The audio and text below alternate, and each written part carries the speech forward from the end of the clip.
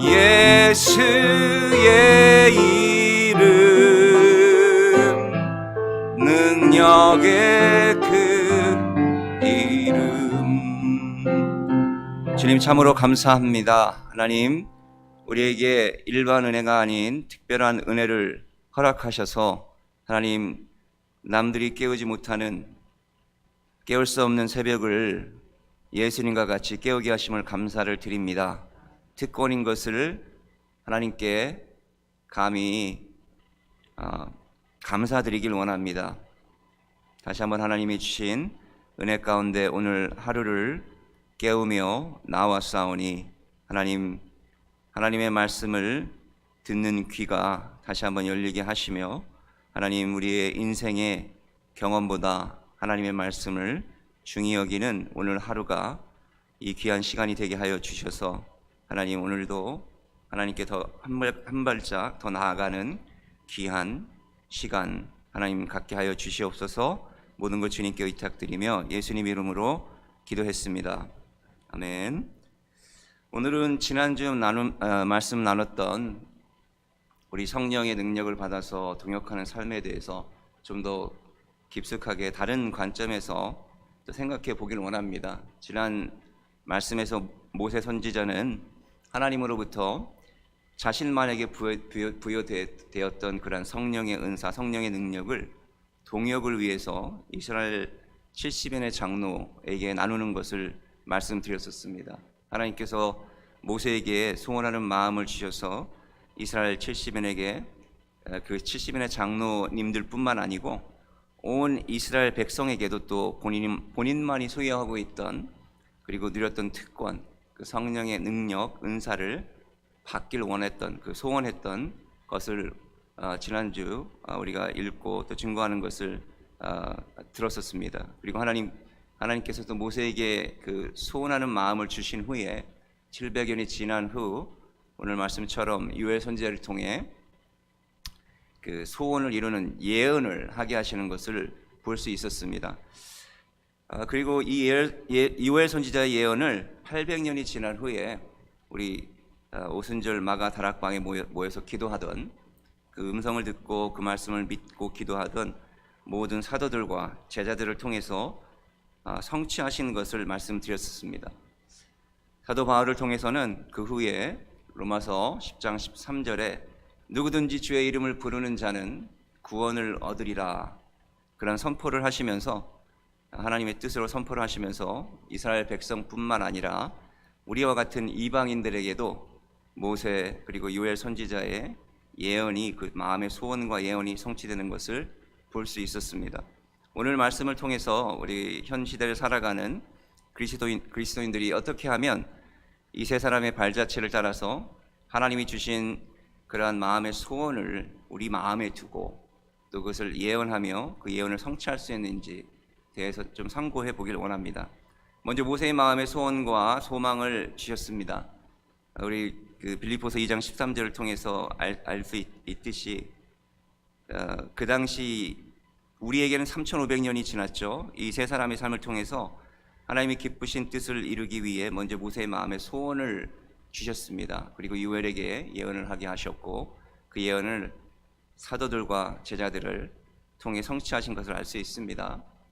그래서 하나님께서는 모세의 마음의 소원을 주신 것을 마음을 통해 듣고 자란 그러한 유엘 선지자를 통해서 모세의 소원을 예언으로 바꾸신 것을 알 수 있습니다. 소원을 예언으로 바꿨다는 이야기는 유엘 시대 그 이전의 선조들에게 전달되어져 온 하나님의 말씀이 유엘 선지자로 인해서 선포되어지고, 그리고 모든 그 하나님의 말씀이 그 백성들에게 이제는 성령의 능력과 은사를 꼭 부어줄 수 있겠구나라는 마음을 주셨다라는 거예요. 그 당시에는 모두는 아니지만 여러분들과 같이 새벽을 깨우고 하나님을 섬기는 자들에게 이게 믿어지게 되었다라는 말입니다.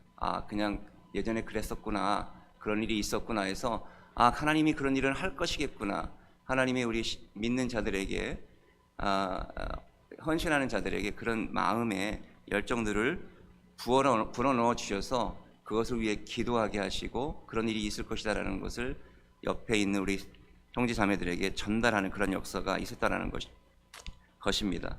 그래서 그리고 또한 모세의 소원과 요엘의 그 예언을 듣고 자란 사도들 그리고 많은 제자들에게 우리는 오순절의 역사를 통해서 성령의 능력과 은사가 그 모든 이스라엘 백성에게 임하는 것을 또 직접 경험하는 것을 성경을 통해 우리가 들었습니다. 오늘 그렇다면 하나님께서 모세 선지자의 마음에 그 모든 백성들에게 성령의 능력과 은사가 임하는 소망을 두셨다고 했는데 어떤 과정을 거쳐서 소원을 갖게 하셨는지 알아보기를 원합니다.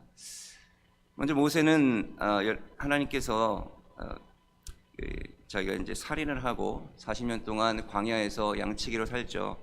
그 양치기로 사는 과정 가운데 40년쯤 지났을 때 항상 지나다니던 그 사막 가운데 떨기나무 불꽃에 나타나셔서 모세를 부르셨죠.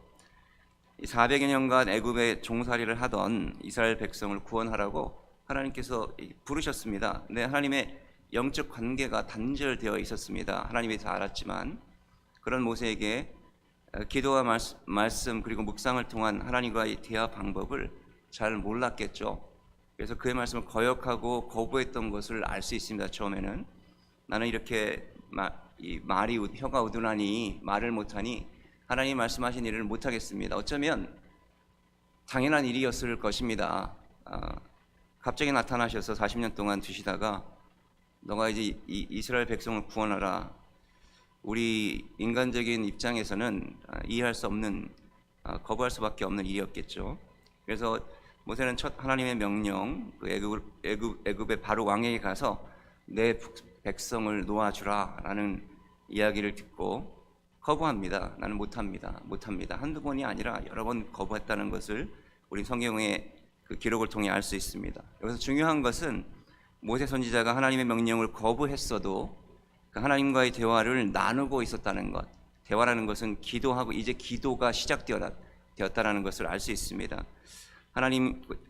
자신이 하나님에 대해서 들었지만 잘 모르지만 잊어버렸었지만 하나님이 나타나서 하나님이 그를 부르시니 그 다음서 그 부르신 것에 대해 들을 수 있었다라는 것은 하나님이 택하셨다. 그래서 하나님의 말씀하신 그 영의 귀가 열렸다라는 것을 우리는 말씀을 통해 알 수 있는 것이죠. 그래서 대화를 시작을 해서 하나님과의 영적인 관계가 형성되기 시작했다라는 것을 알 수 있습니다. 하나님이 모세에게 대화를 요구하실 때 그 사막 떨기나무에 불꽃으로 나타나셔서 그 이름을 부르셨죠. 근데 그걸 들을 수 있었다는 것. 다시 한번 말씀드리지만 여러분 이 새벽에 뭐하러 나오셨습니까? 하나님이 부르시는 음성을 들으셔서 나오신 줄 믿으시기 바랍니다. 그것은 여러분이 특권입니다. 이 특권이 여러분 잘못되어져서 권리가 될 때는 사단에게 속으시는 것임을 믿으시기 바랍니다. 감사하셔야 됩니다. 나만 할 수 있는 것입니다. 하지만 하나님이 특별히 부르셔서 그 음성을 들으시고 이렇게 나오시는 것. 내 인생이 나는 왜 이렇게 고달프게 하나님이 새벽까지 깨우시는가? 우리 육신의 입장으로 보면 그렇게 생각할 수 있는데 그것이 아닙니다. 특권이십니다. 여러분들이 죽어가는 많은 영혼들을 깨우고 계신 것을, 그러한 소명을 받으신 것을 믿으시기 바랍니다. 그것이 모세에게 주어졌던 소명이었어요. 많은 분들이 지금도 잘 하지 못하는 일이죠. 하지만 그 음성을 듣고 계속해서 이제 하나님과의 관계가 형성되어져서 이런 하나님의 뜻이 있었구나를 그냥 누워서 아니면은 자기 삶을 살면서 했던 것이 아니고 이제 무릎 꿇고 기도하면서 하나님과 그 관계를 더 깊숙이 형성함으로 또 하나님의 말씀을 묵상함으로 이제 40년 동안 양치기로 살던 사람이 그 바로 왕에 가서 이스라엘 백성을 구원하는 그런 역사를 했던 것을 알 수 있습니다.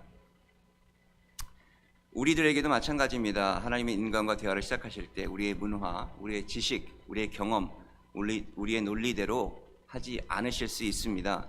이런 상황에서 하나님과의 대화를 시작했다는 것이 이 모세의 경우를 보면은 기도를 통해 직접적인 하나님과 관계를 형성하기 시작했다는 것을 우리가 알 수 있죠.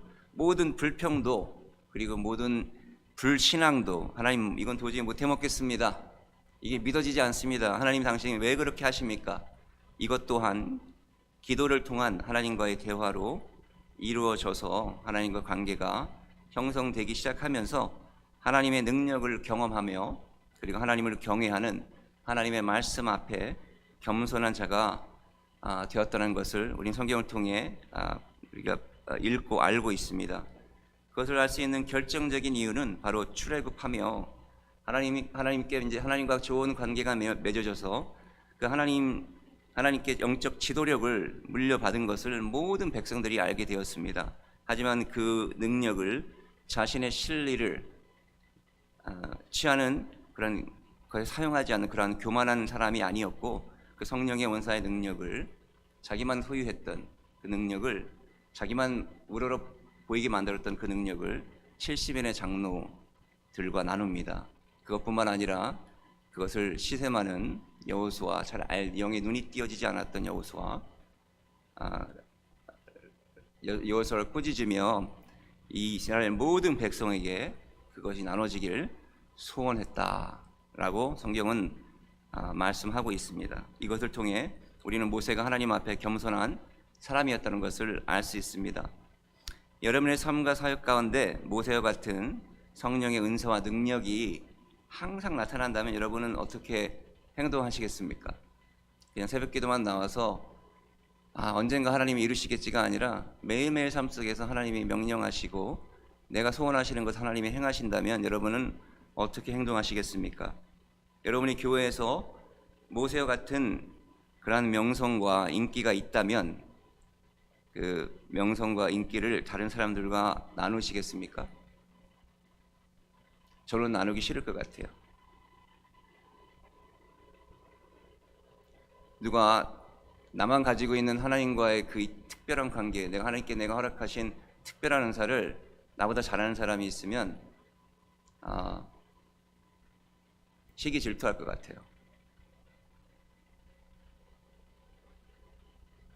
그랬던 적이 있습니다. 그랬던 적이 있고 그래서 기도합니다. 여러분들 여기 나오신 이유는 그 하나님께서 허락하신 특별한 은사와 능력을 시기 질투하지 않고 사용하셔서 하나님의 나라를 일어나게 가게 하시기 위한 하나님의 크신 뜻이 있는 걸 꼭 믿으시기 바랍니다. 여기 나오신 분들 하나님의 능력과 은사를 받으신 건 아십니까? 아주 특별한 은사와 능력을 받으신 걸 믿으시기 바랍니다. 여러분의 마음에 이 말씀에 도전에 아멘으로 응답하실 수 있다면 이미 여러분 성령의 그 은사와 능력을 제대로 받으셨을 뿐만 아니라 모세와 같이 제대로 사용하시는 분인 걸 믿으시길 바랍니다.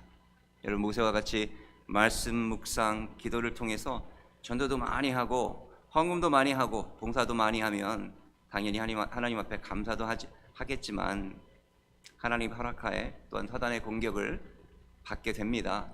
시기와 질투하는 사람들이 생겨날 수 있습니다. 모함하는 사람들을 보게 될 수도 있습니다. 모세의 경우를 보면 그 백성들을 구원했지만 몇 번이나 그를 모함해 죽이려 했습니까? 떠받들었지만 얼마나 그러한 모함을 당했습니까? 그때마다 모세 선지자는 성령의 능력을 구하며 하나님 앞에 엎드려 자기를 벌하시고 저들을 용서해 달라고, 자기 목숨을 취하시고 저들을 용서해 달라고 기도했던 것을 알 수 있습니다. 모세 선지자의 이러한 헌신과 겸손이 있었기 때문에 하나님께서 그의 마음에 소원을 주셨던 겁니다. 소망을 주셨던 겁니다. 그리고 기도하게 하셨던 것을 알 수 있습니다. 그래서 하나님께서 마음에 그 나라와 의를 구하는 소원을 주시는 분들에게는 꼭 인내와 겸손의 열매를 맺게 하시는 것을 믿으시기 바랍니다. 내가 새벽 기도를 나오는데 하나님 앞에 헌신을 했는데 어떠한 하나님께서 이 교회에 아니면 하나님 나라에 직분을 주셨는데 인내와 겸손의 열매가 맺혀져 있지 않다면 다시 한번 돌아보셔야 됩니다. 무엇을 쫓고 있으신지.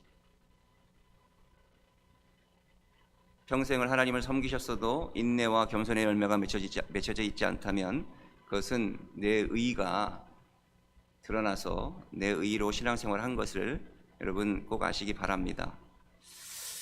그러할 때 여러분의 삶을 보고 인내와 겸손의 열매를 여러분이 맺는 삶을 사실 때 여러분의 삶을 보고 누군가는 아무 말 하지 않지만 누군가는 그러한 인내와 겸손의 열매를 맺기 원하는, 나도 저분과 같이 되기를 원한다, 저분같이 사는 것이 진짜 참 크리스찬이다 라고 생각하는 분들이 꼭 나타나는 걸 믿으시기 바랍니다. 말씀은 안 해도 하나님께서 그 여러분의 삶을 보고 따라가는 그러한 분들을 옆에 붙이실 줄 믿습니다. 하나님 나라의 덕을 세우시게 될 줄 믿습니다. 그렇다면 요엘 선지자의 예언은 우리에게 무엇을 가르쳐 줄까요? 요엘 선지자는 전에도 말씀드렸지만 주전 8세기경 800년 전에 예수님 태어나시기 800년 전에 하나님이 폐역한 남유다 왕국을 중심으로 활동을 했었습니다. 그들이 얼마나 왕서부터 모두가 폐역했습니다. 폐역하고, 그래서 하나님께서 메뚜기를 보내 그들이 먹을 식량을 다 가져가게 하셨어요. 그래서 굶어 죽는 자들이 있었습니다. 굶어서 항상 아우성치고 서로 더 차지하려고 싸우고 그런 일들이 있었습니다. 그런 이스라엘 백성에게 이제 여호와 하나님의 이름을 부르는 자는 성령의 능력과 은사를 얻어 구원을 이룰 것이다 라고 선포했던 선지자가 바로 오늘 요엘 선지자입니다.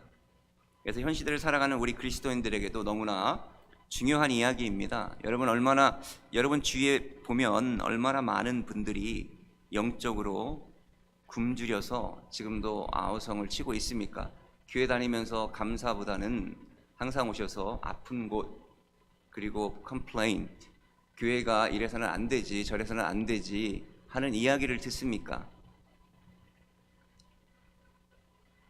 저는 제가 그런 컴플레인트를 많이 했었습니다.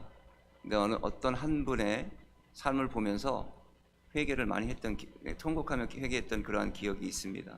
하나님을 사랑한다 하면서 내 뜻대로 교회에서 어떤 일이 되지 않을 때 그거에 대해 부딪히고 시기하고 질투했던 것을 고백하고 자백합니다.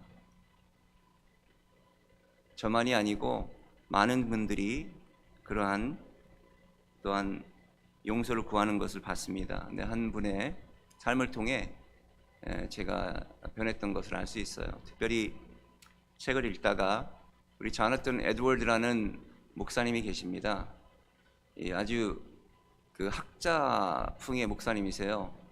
말씀을 잘 전하는 말씀을 잘 전하는 능력이 있던 분이 아니고 글을 쓰는 분이셨고 목회를 하셨는데 매사추세츠에서 그 노스햄튼이라는 그 작은 교회에서 목회를 하셨는데 너무 말씀이 재미가 없으니까 항상 적은 무리들만 모였다고 합니다. 근데 어느 순간부터 자기는 동일하게 그냥 조용히 모노톤으로 설교를 하는데 사람들이 쓰러지더래요.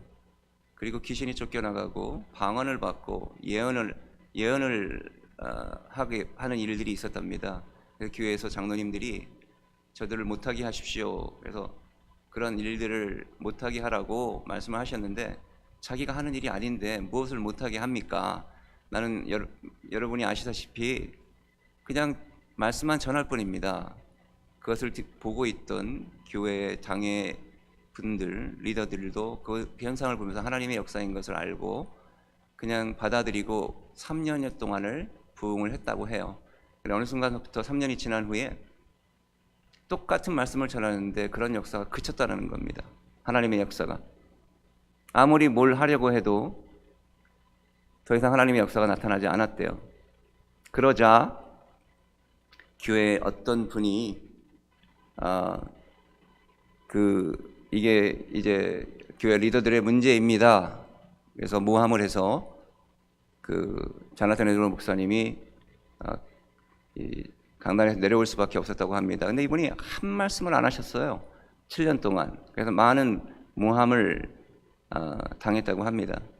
7년 동안 아무 말도 안 하고 교회에서 내려오셔서 그냥 지필이를 하시면서 말씀 전할 수 있는 데 가서 말씀을 전하고 하셨다고 합니다. 근데 7년 후에 모함했던 그분이 오셔서 교회에서 그 타운에서 회개하면서 자기가 거짓을 증거했다라고 얘기했다고 합니다. 그 후로 그 지역에 수많은 사람들이 참 회개가 일어나고 하나님의 나라가 임하고 그본 지역이 지금도 가보면은 그 타운은 굉장히 그 보수적인 그 크리스천 타운으로 되어 있는 것을 알 수 있습니다. 여러분, 이런 오해들을 살아갑니다. 우리가 경험하고 살아갑니다. 그 주위에 교회 나오면 그렇게 힘들어하고 불평불만하는 그런 분들을 보고 우리가 또 같이 신앙생활을 해나가게 되죠. 오늘 요엘과 같이 예언할 수 있는 분들은 성경적으로 보면 이런 영적으로 굶주린 분들, 와서 컴플레인트 하시는 분들, 그리고 항상 그 따지는 분들, 그나 시험 들게 하는 분들, 이런 분들을 향한 그 목양을 하는 마음을 가진 그러한 기도를 할 수 있는 그런 그리스도인들입니다. 이 예언이라고 하면 모세 선지자가 소유했던 인내와 그 겸손의 열매를 맺고 살길 소망하는 성도님들 가운데 영적으로 고통받고 굶주린 자들에게 하나님의 말씀을 먹이고 양육하는 제자 일을 말하는 것입니다. 예언이, 성경에서 말하는 예언이 두 가지가 있습니다. 하나님의 말씀이 글로 선포되어 있지 않을 때 하나님께서 하나님의 택한 자들에게, 선지자들에게 하나님의 말씀을 답답하니까 전달하는 역할을 하신 적도 있습니다. 근데 그 모든 말씀이 이제는 글로 우리에게 성경으로 주어졌기 때문에 일반적인 계시는 이 성경 안에서 일어납니다. 그래서 이런 말씀을 먹이고 양육하는 것, 이것이 바로 예언하는 일을 우리가 하는 것이라는 거죠. 그래서 그리스도의 제자로 사는 그러한 것, 그리고 그런 마음을 갖는 것이 바로 예언하는 삶을 사는 것이라는 겁니다. 여러분이 요엘 선지자와 같이 영적으로 굶주린 자들을 말씀으로 먹이고 양육하게 되면 역시 사단의 방해가 있을 수 있습니다. 또한 오해도 받고 모함도 받고, 여러분이 양육하는 영혼들이 성장하지 않고 떠나버릴 수도 있습니다. 여러분의 상처를 주고, 그러할 때 사도 바울의 고백처럼 하나님, 나는 이미 죽었습니다. 내가 십자가에 죽었기 때문에 오늘도 또 십자가에 죽겠습니다. 나의 잘한 것, 못한 것을 십자가에 못 박겠습니다. 그런 고백을 믿음으로 할 수 있는 분들, 그런 삶을 사시는 분들만이 바로 하나님의 이 말씀의 예언을 이루시는 데 동참하신 분들이신 것을 믿으시기 바랍니다. 이렇듯 그리스도가 죽어 우리가 살았듯이 우리가 죽어야 그 굶주린 자들의 삶에 하나님의 예언이 전달되어지고 임하는 것을 꼭 믿으시기 바랍니다. 사도 바울을 통해 이 예언하길, 또 이런 예언하길 사모하라고 말씀하셨습니다. 이 예언을, 사도 바울이 말한 예언은 바로 조금 전에 말씀드렸던 그것입니다. 나를 믿지 않는 자들, 나의 진심을 알지 못하는 자들, 하나님의 의를 구할 때 상처받게 하는 그런 환경들, 이것을 이해하고 그것도 십자가에 박는 것, 하나님께 감사도 하지만 정말 너무너무 억울해서 울 수밖에 없을 때 그것 또한 매일매일 삶 가운데 십자가에 못 박는 것, 크루시파잉 하는 것. 그래서 크루시파잉 했을 때 내 삶에 평안이 찾아오는 것을 경험하는 것, 이것이 바로 예언하는 것입니다. 그런 예언하는 여러분 되시길 축복합니다.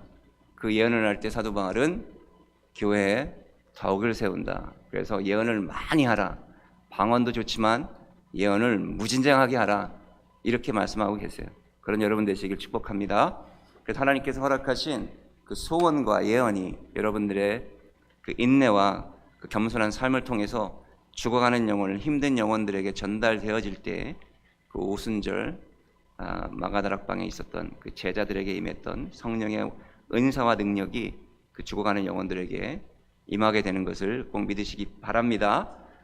오늘 여러분 그러한 삶을 하루도 사시길, 또 한 주, 또 앞으로 계속해서 그러한 예수님 만나실 때까지 그런 삶을 사시길 예수님으로 축복합니다. 그러한 마음에 소원을 두시고 또 예언을 받으셔서 예언을 하시며 또 예언을 하는 사람을 양육하는, 만들어내는 귀한 삶을 사시길 축복합니다. 기도하겠습니다. 하나님, 참으로 그렇습니다.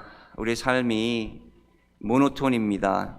다양하게 힘든 부분도 있지만 때로는 지루하고 하나님의 음성을 듣지 못해서 힘들 때도 많이 있습니다. 하지만 하나님, 그것을 통해 인내와 또 겸손의 열매를 맺기를 원하시는 것을 믿습니다. 모세와 같이, 요엘과 같이 많은 들과 같이 하나님 저희들 삶도 하나님 마음에 하나님의 말씀에 그 소원을 두는 삶을 살게 하여 주시옵시고, 또 오늘 하루도 하나님이 한 주도 예언하는 삶을 살게 하셔서 죽어가는 영혼들, 또 나의 영혼이 하나님께 더 가까이 가며 죽어가는 영혼들도 살아나는 역사, 그래서 교회에 덕을 세우는 역사, 하나님의 나라를 하나님 더 풍성하게 하는 역사가 우리 삶을 통해 있게 하여 주시옵소서. 그런 삶을 살게 하실 걸 믿고 감사드리며 예수님 이름으로 기도했습니다.